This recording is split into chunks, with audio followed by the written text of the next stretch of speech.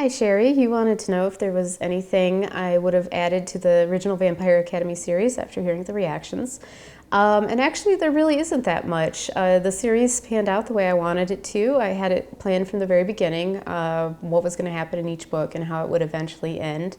I think if anything that I could have changed, I would have made it more obvious in Last Sacrifice that Bloodlines was coming, because there were certain questions I left purposely hanging in Last Sacrifice to sort of feed into the next series. And a lot of people who didn't realize there was another series coming just thought I had sort of abandoned them at the end, which I would never do in a book. So that's probably the only thing, just to sort of give people a heads up on that there was more to come.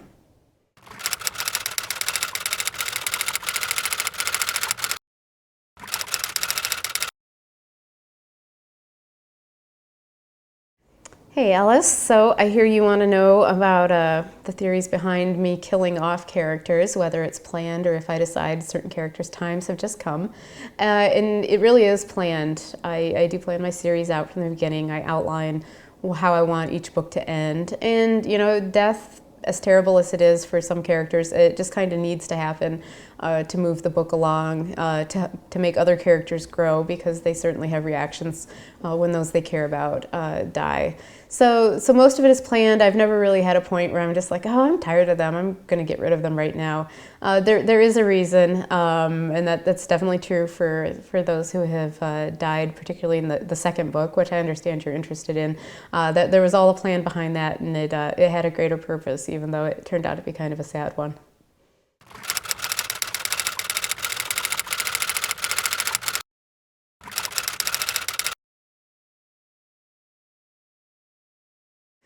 Hi Belinda, you would like to know if there's any character in the Vampire Academy series I'd like to take over or be for a day. And I wish I could give you a really exciting answer, but the truth is I'm not really sure I would want to be any of them. They do not have easy lives, and that's my fault because I make them go through some pretty terrible things. But that's what makes for good writing. I think if they all had really easy, joyous lives, they wouldn't be as much fun to read about. So I have to keep making them do these kind of bad things.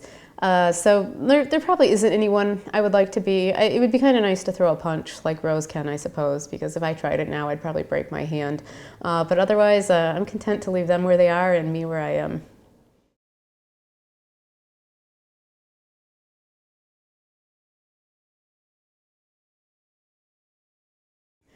Hey Brett, so you were asking me about what I would do if I returned Strigoi, and you gave me a few interesting options, such as if I'd go on a killing spree or if I'd kill myself. And the truth is, you know, as we've learned about Strigoi, a lot of it isn't even by choice. You can't necessarily decide what you want to do. They don't feel remorse when they're turned. So if I was turned, I probably wouldn't feel badly enough about it to kill myself. I would just probably fall into the Strigoi pattern and do the things that Strigoi like to do, which is come out at night and kill innocents and feed off of them. And as terrible as that is, and certainly something I wouldn't want to do now, you know, it probably wouldn't even be an option. It would just be normal life, and I would just kind of go with it.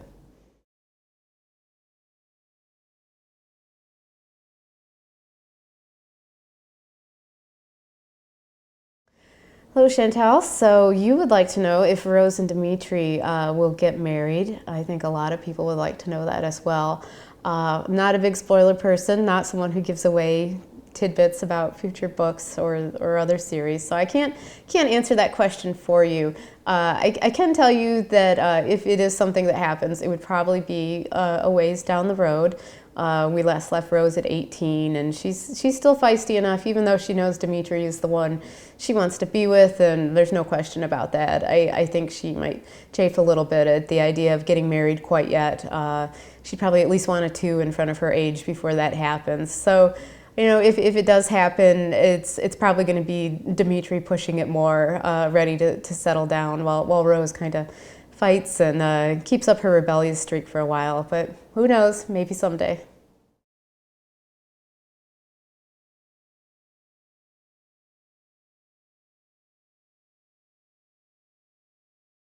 Hello, Brittany. You were asking if there was any book in the Vampire Academy series I kind of wish I could go back and change now that the original series is finished. And I'm actually pretty happy with how they all turned out. I had a plan when I set out to write this series, and most everything panned out the way I had hoped it would. I guess if there's anything I wish I could do, I think this is probably the world-weary cry of all authors everywhere, is we always wish we just had more time. It's not so much that I wish, oh, I could go back and change this plot or save this person or kill this person. It's just with every book I write, I never feel it's good enough. I never feel there's enough time. I wish I could go make it even more perfect. And so in some magical world where time wasn't an element, it would be great to just spend ages and ages making all of these wonderful. But, you know, I probably would never ever finish a book if that was the case. At some point, you just got to call it closed and keep on moving. So keeping that in mind, I'm very happy with how it all turned out.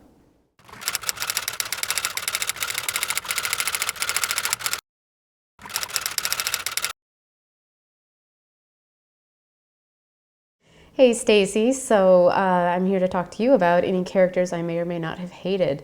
And actually there are very few characters I've really, really, truly hated. Even the bad ones who do awful things to other characters, you know, they're not nice people and they're not people I'd want to hang out with.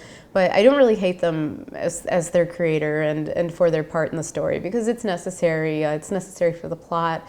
It's necessary for things that happen in other parts of the story. So even though they do bad things, you know, I can kind of roll with that. I suppose the only things that maybe I hate are just certain subplots that perhaps characters are involved in that I just start to get tired and bored of. And I just hate writing about that because I might be ready to move on to something else. But even that is rare. It's the nice part about my job is that I love most of what I do. So even the bad ones, I'm still close to them.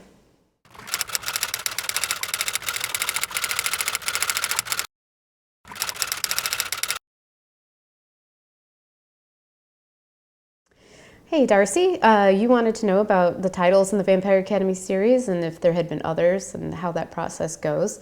And actually the first book in Vampire Academy, when I first sold it to Razor Bill in the US, it was called Kissed by Shadows. And they decided that we needed something perhaps a little shorter, a little more, I hate to say memorable, but that's kind of what it is, just something with more impact. And so that was where Vampire Academy came from after a very long process of brainstorming other titles. And throughout the whole series, we've had kind of a similar thing, my editors and I. We toss back title suggestions back and forth, trying to find something that fits. So most of the books have gone through a few different variations. And I think it's kind of neat, though, that the third book ended up being called Shadow Kiss, which turned out to be kind of a play off my original title for the series. So I didn't entirely lose it. I just had to kind of postpone it.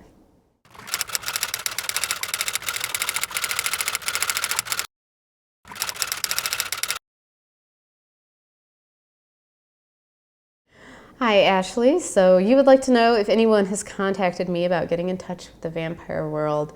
And not so much that, however, I do get a lot of people asking if I believe in vampires.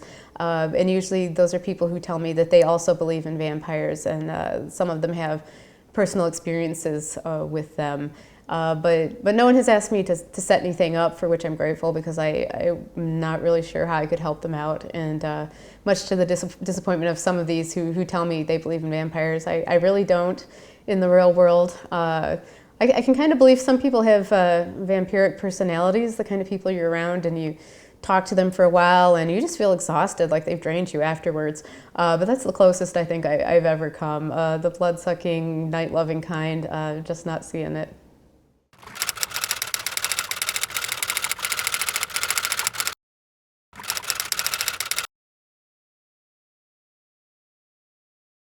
Hi Kerrie, so you would like to know about how the Vampire Academy series got started and what inspired me. The Vampire Academy series kind of came about after I decided I wanted to try to write something for young adults. I had written for adults before, and after being a teacher and working with teenagers, I thought it would be kind of neat to try something different. So I had that age group in mind when I set out. And my adult series are about demons and fairies. And when I decided to do something for teens, I was kind of faced with the question, well, what creature haven't I done? I've done all these others. What's left? Oh, I haven't tried vampires. Nobody's doing that. little knowing that in the next year, vampires would just kind of explode on the scene everywhere. So I'm kind of glad I didn't know about that, because I probably wouldn't have written the Vampire Academy series had I known what a phenomenon vampires were going to become. And then from there, it was just kind of deciding my background. I found these Romanian myths about the different races of vampires. I built a world around them, and also decided on my core love story, which is one I'd always wanted to tell, about a girl in love with her older instructor. And then, just like with any writing process, you start to merge all these little factors together and create a book, and that was how the series came around.